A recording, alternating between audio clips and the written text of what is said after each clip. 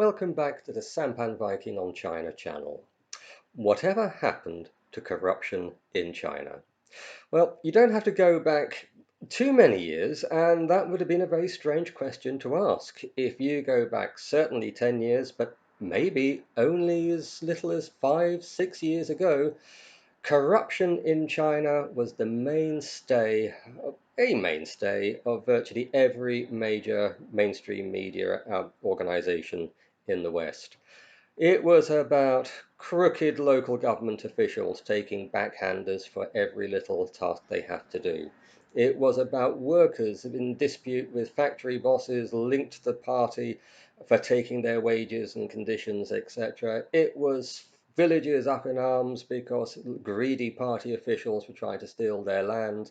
It was about standout homeowners standing alone against party boss backed developers who were looking to knock down their houses and turn it into something else. And this was a regular thing. We heard about the thousands of protests at factories, thousands of village protests, the endless tales of corrupt local government officials stretching all the way up to the top, making life in China a living hell for those poor benighted souls who were so unfortunate as to live there.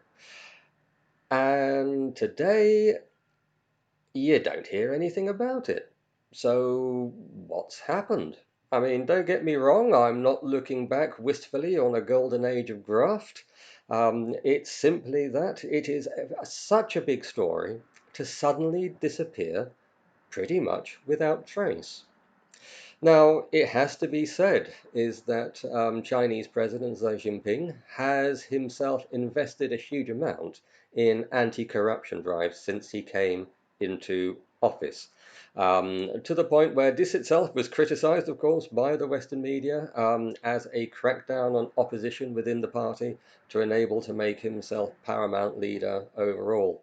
Um, and he certainly has made himself paramount leader. But it isn't a case of does appear not simply to have been a case of replacing one bunch of very corrupt officials with another bunch of equally corrupt officials, because the truth is, the lack of stories about corruption does rather indicate that corruption has now been eradicated as a major factor within the Chinese political system.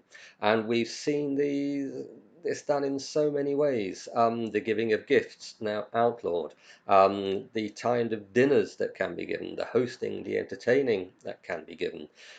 Areas of southern China, of which I knew back 15, 20 years ago, which at the time were pretty wild and quite disreputable, are now thoroughly respectable, at least on the surface when I go there. There does seem to have been a remarkable cultural shift within China over the space of the last decade, and most noticeably, I think, within the last 5 to 6 years.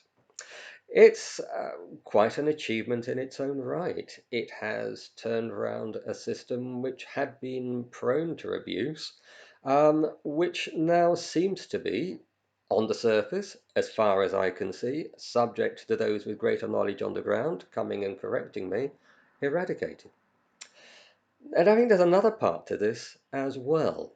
The bemoaning by the West of a lot of characters, some of them very, very senior Politburo members. The head of internal security, I think, being one, the most senior gentleman to be removed in these anti-corruption crackdowns, or purges, as the Western media like to call them, um, does perhaps have another element to it, because I'm also aware of reports over the same time period of Western intelligence agencies saying that we have no assets left within China. We no longer know what China is up to. I think this was something that came out in as part of WikiLeaks, or maybe later. I know I've read various items on this, and it does seem to be the case that a political system that had been riddled with people selling information to the West has now been genuinely purged of such people. And I think this again comes down as a double point, which is that not only were these corrupt people causing problems within day-to-day life in China for ordinary Chinese, but these people were only too happy to take money to provide services, if you like, from anyone, and that included Western intelligence services. So there was a lot of treacherous activity going on, as well as corrupt practices going on, all by the same people.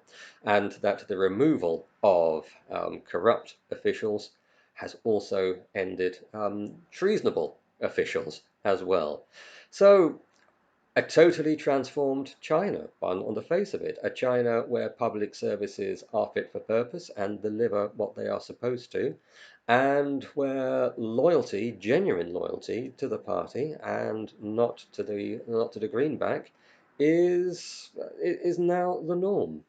Well, it's notable. Well, maybe this could be an overly rosy picture. Again, I don't live in China. My stays in China haven't been long enough to actually establish if this is true or not. But I do notice that even the people that live there, this isn't a subject that ever gets touched upon. And I doubt it's because they're scared to. I think it simply isn't something that comes into their everyday lives. You don't hear people, well, I just had to dodge a 100 renminbi to the traffic cop in order to get off a fine. I had to pay extra in order to get my application through. I was invited to make a contribution to the Party Widow and Orphans Fund, and all the rest of it. It's not there. But I think this is something I will do to follow up, because I think it would be interesting to speak to long-term residents in China as to their experience. Their experience today adds to their experience in the past, and I suspect they may have some very interesting stories to tell. The key takeaway on this, and the key point of this pretty short video, is that corruption, one of the main sticks with which the media and the Western establishment used to love to beat China with, now seems to be remarkably absent. And we can only conclude, given that this is a Western media that likes to beat China with any stick that they can make even sound remotely credible, is that this now is something that even they know they can't sell, because there is absolutely no evidence on the ground. I mean, if they go into Xinjiang overdrive and say terrified factory workers too scared to speak out about theft of wages and ill treatment and all the rest of it.